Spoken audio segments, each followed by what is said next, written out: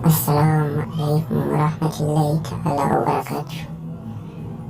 Barkanku da sake saduwa da mu a cikin YouTube channel taku mai suna Ayo Host. Muna so ku danna mana subscribe, kana ku danna ƙararrawar sanarwa yadda zarar mun ɗora shirin mu za ku same shi, kuma za ku dinga samun zafafan shirye-shirye masu ƙayatarwa. A yau labarin da muke da su za ku ga cewar Momi Gombe ce tare da Nafisa Abdullahi. Wata ita Momi Gombe yanzu haka tana ƙasar Dubai, inda take can take hutawarta. Ita ma Nafisa Abdullahi ko shin tana ina? Sai dai kawai a dinga ganin sababbin hotunan suna yawo a kafafen yada zumunta. Wato Nafisa Abdullahi suna samun hoto cewar Momi Gombe ita ma asalinta da a yake take da, amma yanzu yake ta zama kuleliya da ita. Wato an gano abin da yake kai ta Dubai ba wani abu ne face tana zuwa can ne domin cewar ita ma tana so ta gina kanta. Tana so ta gina kanta ne, shi yasa take tafiya can Dubai take duk wani harkokinta.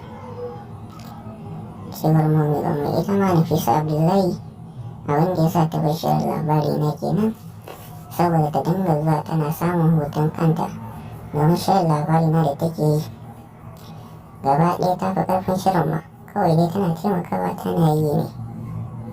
Amma ni dai abin da na sani nake faɗa muku, tana yin shirin labari na ne ba don komai ba, don ba wani abu ba za a iya biyan ta abin da take yi ba. Shi yasa ta ƙirƙiri wani abin domin a ga ta bar shirin. Ita kuma Momi Gombe shi ne ta bar harkar waƙoƙi, ita ma ta fara harkar waƙoƙin kanta da kanta. Ta fara harkar waƙoƙin kanta da kanta, da yanzu haka ta saki sabuwar bidiyon ta ma, ta yi sabon bidiyo ina nan a kafafen yada zumunta a ku same shi. In kuna bibiyar shi in Allah ya mu dinga ɗora muku shi ba tare da wata wahala.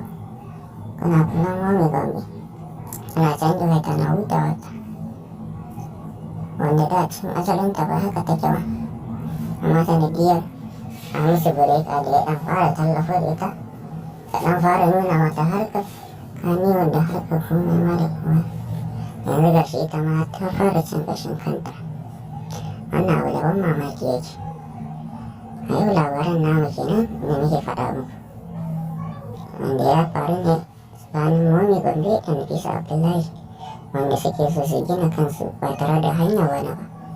Ita Momi Gombe ta tafi Dubai, wato da ta gina kanta kenan, ta samu 'yancin kanta ba sai tana bin wani ba, tana harkar kani wadda ita wannan bai dame ta ba, ta tabbata zai ta gina kanta.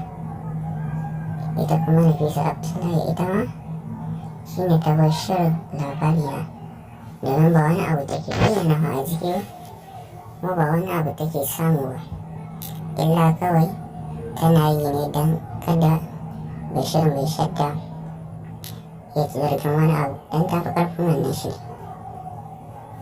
Don Nafisa Abdullahi wannan shirin kawai tana yi ne tana taimaka musu.